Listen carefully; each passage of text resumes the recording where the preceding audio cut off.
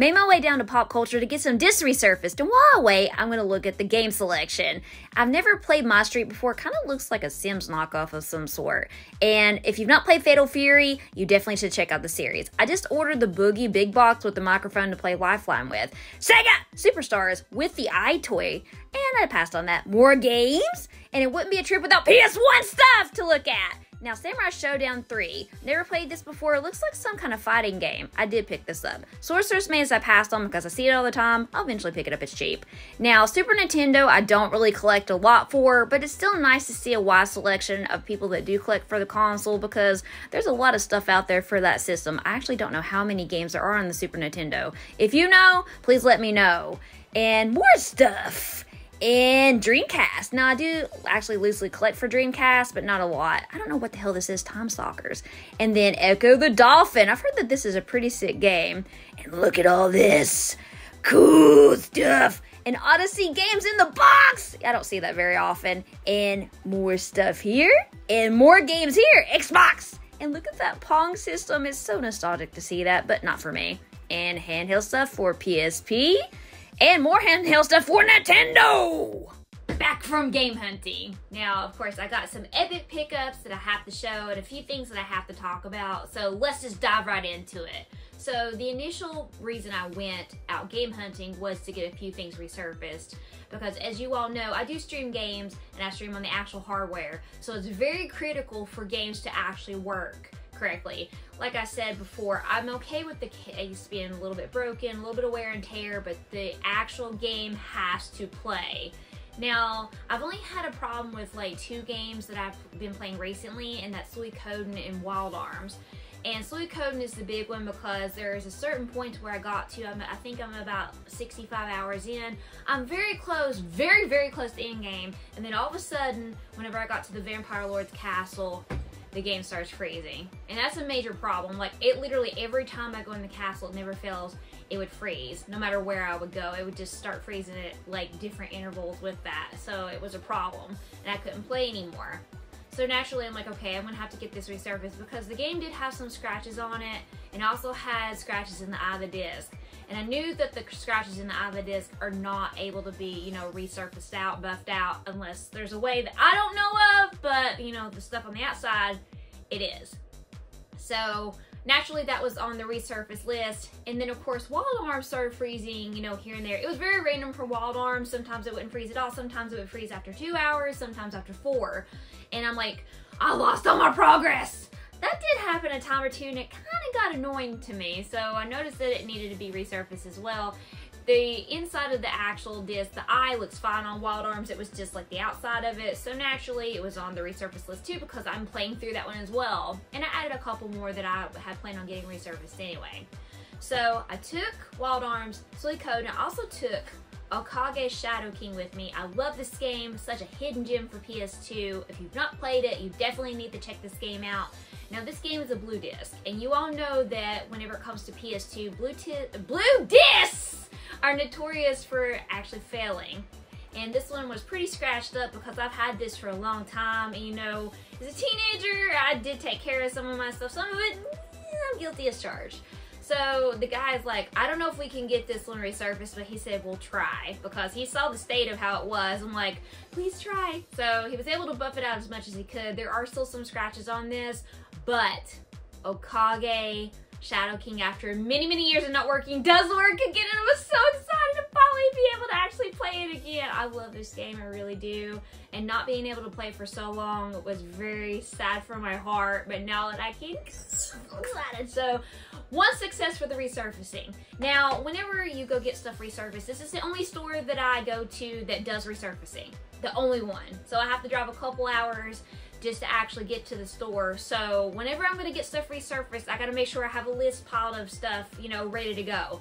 And it's really cheap. It's only $2 per disc. And these, you know, of course, every game, you know, that I'm gonna talk about is a single disc. So it's only about $8. And that's a really good deal. Now, as far as Outbreak, Resident Evil. Now, I played this last year. I knew it was gonna need to be resurfaced. I bought it, you know, in the way it was, knowing that it was gonna, you know, either play with scratches on it, on Wing and a Prayer, or I would get to a certain point and it might freeze. So I kind of knew going in that it might happen because I paid, what did I pay? I think I paid about $15 for this, which is not a bad deal. Now, Outbreak File 2 is the more expensive one, which I still need to get. So I took this one, got it resurfaced. Now this one froze at about like a midway point. I haven't got to test this one out yet, but it looks a lot better than what it did, so it should be fine. Whenever it comes to PS2 discs, I have more hope for them whenever the resurfacing job happens because, you know, they're DVD format versus CD format of the PS1 games. Now let's talk about the PlayStation 1 games for a second. Now, as far as Wild Arms. Now this one, I did play it, I tested it, it didn't freeze at all. I gave it a good amount of time, so everything looks fine with Wild Arms so far. So hopefully we got that one fixed. Now, 3 out of 4 for the resurfacing. Yes, I said 3 out of 4. Because Suikoden, sadly, still freezes. And I kind of had a feeling that that might happen. The resurfacing job, it looks great. Did a good job on that, but the eye of the disc is just too badly damaged. And, you know, there's data in the eye of the disc, and it's still freezing at the same point it did before. So, unfortunately, this copy is no good anymore. Still has the case, still has the manual, but the disc, it'll only work up to a certain point before it starts freezing. And I'm guessing it's up until where I'm at in my save, which is, you know, like I said, pretty far in.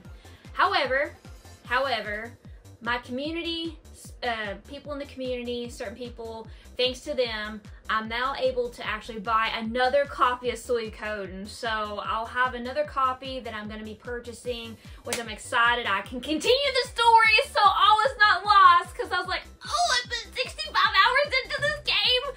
It's a relatively short RPG, but whenever I play RPGs, even if they're short, I still put an ass ton amount of time into them because I'm slow as shit and I have to make sure I bump up my characters as much as possible because I do die quite a bit. So I'm very excited that I'm going to be able to get another copy and I will be getting Suikoden 2. But Suikoden 2 I'm going to have to do a little bit more thorough of research on because, you know, it is a very rare title for PS1 to try to find.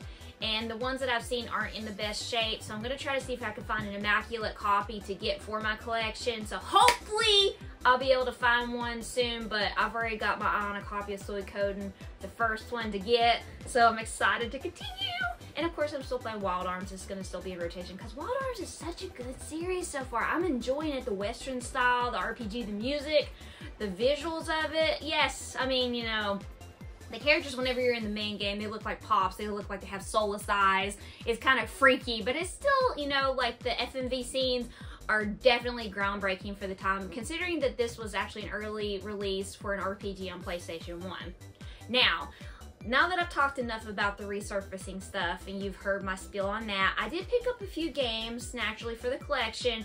I didn't go in thinking I was going to buy any heavies or anything like that. I was just like, yeah, let me look around, see if they got anything on deals or whatever the case.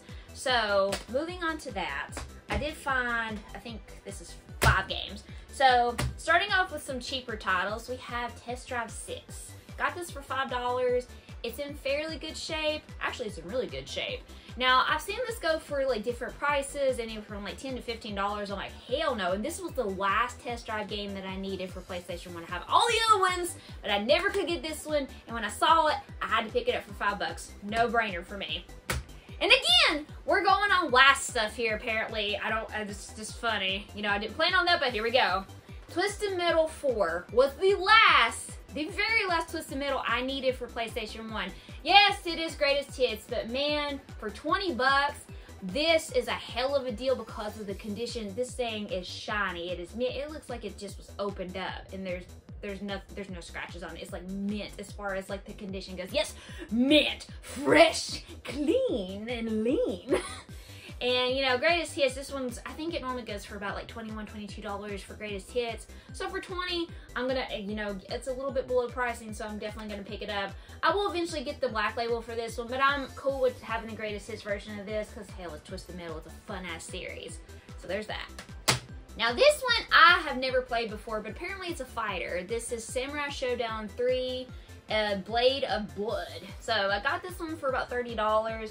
It's in pretty good shape, and I thought it had a crack on the front, but it just got some scratching on the front, so still pretty cool. Don't know anything about this one. If you have played it, let me know. It's the 3rd one in the series.